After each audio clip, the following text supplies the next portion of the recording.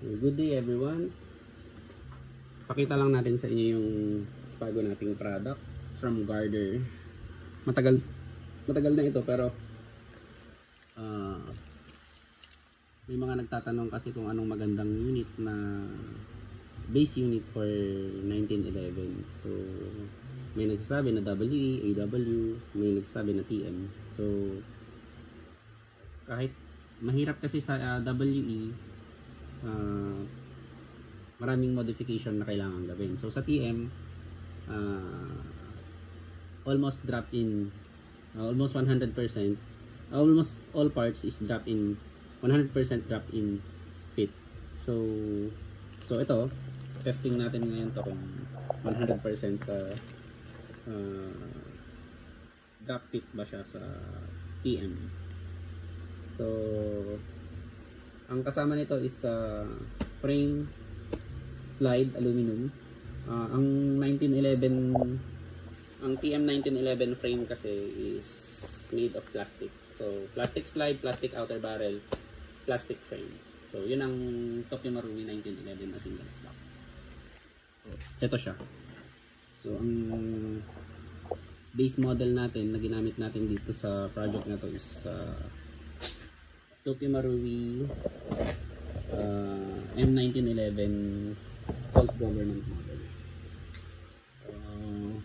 Plastic slide inalis natin, tsaka yung plastic frame pinalitan natin ng aluminum. So ayun siya. Tignan natin yung unit. So ito yung unit. Ayun siya. So model 1911 A1 caliber .45 Springfield Armory. So may tatak pa rin siya ng Springfield. Pinalitan ko lang yung grip ng Colt kanina. So trinay ko lang naman. Yung wood grip to. Wood grip ng tunay na unit na 1911. So para maging classic siya. So yan. Wala tayong nilagay na front sight kasi yung front sight ng Colt Government model is integrated. So, pero kapag sa mga MEU models or sa mga ibang MEU based na model na TM1911, pwede nyo kunin yung front sight nila. Yung rear sight nila pwede rin. Itong rear sight na ginamit ko dito is Garder steel. So maganda naman. Pang 4.3 to. Naka-bolt kasi yung sight sa blowback housing. So tingnan natin. Check muna natin yung unit kung may bala. So wala naman. So stock to wala tayong pinalitan dito sa loob. Ito lang, grip tsaka yung frame tsaka yung slide. Of course yung rear sight because yun nga, walang rear sight na makuha. And front sight, syempre wala tayong nilagay na front sight. Na-explain ko na kanina. So ang ginawa natin dito is yung sa lower muna tayo. Lower.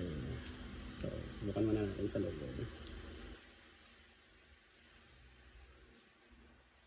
Ang stock TM di pala nakasentro. So ang stock TM 1911 slide stop is metal naman siya. Yung TM high kappa is pwede rin dito. Yung slide stop ng TM high kappa. So kung may high kappa kayo, pwede nyo gamitin. Ipakita ko na rin mamaya kung ano yung mga ibang pwedeng gamitin. So yung TM high kappa hammer, pwede rin.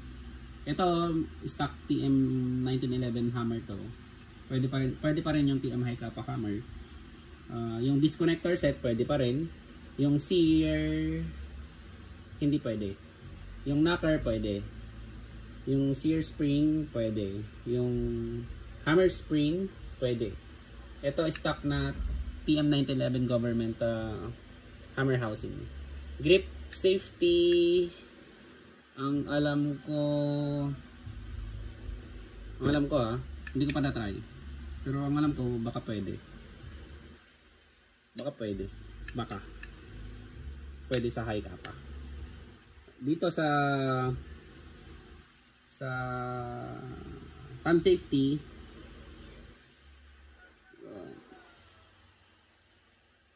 Baka pwede, pero kapag ambidextrous ang ginamit nyo, kailangan nyo magpalit ng grip na, or bawasan nyo dito para may pasukan yung guide niya.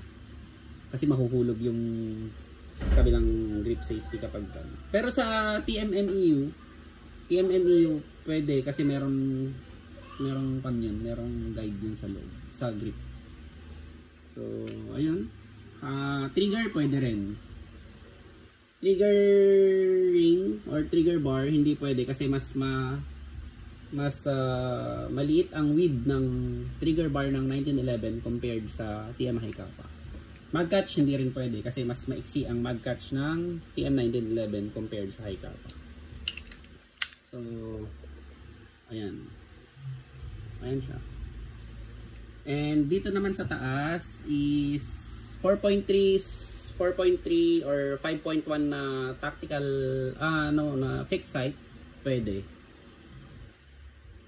Blowback housing ng TM High Kappa pwede rin. May puputulin lang kayo ng konti doon sa taas. Yung nozzle ng High Kappa pwede rin. Nozzle spring pwede rin. Cross compatible siya.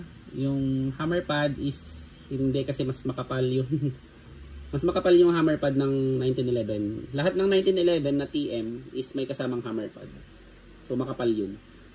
Then yung ito sa rubber half chamber inner barrel pwede, cross compatible sila. Guide rod pwede yung full length guide rod pero tatanggalin nyo itong bushing barrel, tsaka palitan nyo yung bushing barrel, tsaka yung bushing ng bull barrel. So, ayun. Yun siya. So, try natin. Baka sabihin ng iba is transfer lang, hindi naman tinest kung gumagana. So, testing natin para makakita natin kung gagana. So, ayun siya. Malam niya yung return ng kuan kasi hindi siya naka short stroke, tsaka stock lahat. Stock recoil spring, stock hammer spring. Stock lahat. Almost stock lahat. Grip, frame, slide, and ano to? Tawag dito? Rear sight. Yun lang ang pinalitan dito. So, try natin. Ang magazine pala ng 1911 is single stock siya pero high capacity siya. 25 rounds. Kasi zigzag. Medyo makapal yung lagayan. So, 6 shots tayo. Ayan, nakita nyo. Kung makikita nyo, pa-zigzag siya. Ayan, pa-zigzag. Unlike sa WEAW na magazine, talagang yun ang true single stock magazine kasi straight siya. 15 rounds lang yun. Tapos straight lang. Makikita mo yung bibis nakalinya ng straight. So ito kasi zigzag siya. So para yun nga. Single stock na magazine, TM911 single stock pero high capacity yung magazine. So cross compatibility ng WE tsaka TM magazine 1911 single stock magazine not compatible kasi magkaiba sila ng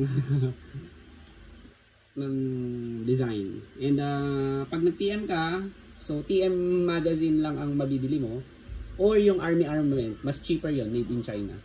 Pag nag-WE ka, WE lang. WE or EW lang ang mabibili mo na magazine, single stock. So check na natin. Okay, 6 shots. So, ayan. So, dalawang mabagal muna.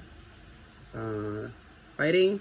1, 2, tapos 4 na mabilis. 3, 4, 5, 6. Okay, nag-slide stop siya. Tanggalin natin. Tapos, i-power stroke natin. Subukan natin. Okay. So, yun. And, isa pa is napapalitan yung grip. Kung may mga grip kayo ng mga tunay na unit na lang ang sasabihin ko para pwede nyo palitan ng grip. Ang kasama pala nito is may kasama siyang lagayan ng grip screw. So yun, lagyan nyo na ng Loctite. Lagyan nyo na ng Loctite. And then, ilagay nyo na ng secure doon. Kasi kapag sumama yan, medyo mahihirapan kayo doon sa grip. Pag sumama yan sa grip screw, ito, medyo mahihirapan na kayong palitan yung grip nito. So may kasama siyang sear spring. Yun ang ginamit namin pala. So, ito yung stock sear spring. So, yun. Additional na hindi stock is yung sear spring. Kasama nitong, nitong set na to. So, try natin palitan yung grip. Ayan. So, yung grip screw, yun nyo lang.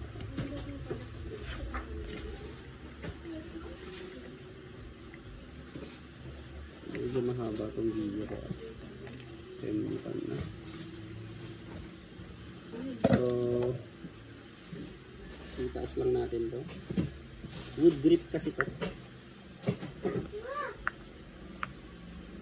Okay. So, lagay natin tong isa. Ayan. So, yung kasing kasama na grip ng 1911 na government model, ang alam ko kahit sa mga ibang TM 1911, may kasama siyang weights.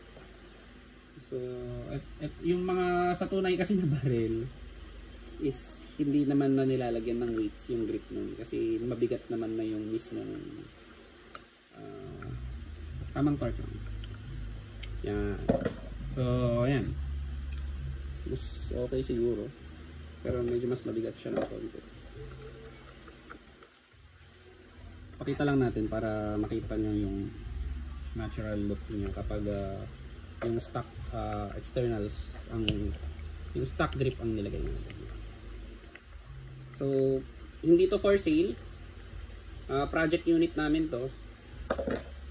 Test unit pala. Hindi pa kasi namin natetest yung mga ibang parts for 1911. So, gusto pa namin i-test ng mabuti. Kasi bago kami mag-recommend ng mga parts or unit, ay mga parts or parts, tinetesting muna namin. Hindi naman pwedeng masyadong marami tayong brand na kinikerry. Malilito kasi kayo doon. At hindi rin natin alam kung alin parts. Except for sa mga durability parts, pure durability parts. Yun, kahit anong brand kunin nyo. Basta mag-fit siya, okay. Pero kapag performance parts, mahirap. Napakadaming brand dyan ng na ganito, magdadagdag ng ganito, magiging ganyan. Pero hindi mo sigurado kung talagang meron ba talagang, totoo ba talaga yung claim ng company. So, ayan siya. Yan. So, classic. Front sight na lang ang kulang. So, ayun. At isa pa pala is ang kagandahan din ng 1911. Kapag meron kayong mga classic look na kung gusto nyo mag-adjustable sight ng slide, adjustable sa rear sight pala, kumuha kayo ng classic look ng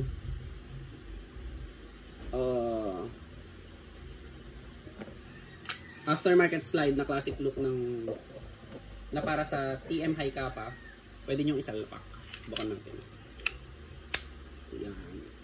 So, yan. Medyo mahigpit pa. Hindi siya yung frame to kanya. Yan. So, pwede. At least pwede naman. Pero medyo mahigpit pa naman. So, hindi ka naman kasi ito, kailangan ng frame to slide fitment kapag hindi sila magka-brand. Usually. So, hindi naman lagi. Mamaya ma-quote na naman ako. So, ayan. Pwede. Bawal lang kasi sa classic yung mga ported. Ang alam ko. So, ayan siya. Okay. Daddy, I have English school. Oh, very good. So, yung bunso ko. Kiss daddy, kiss daddy.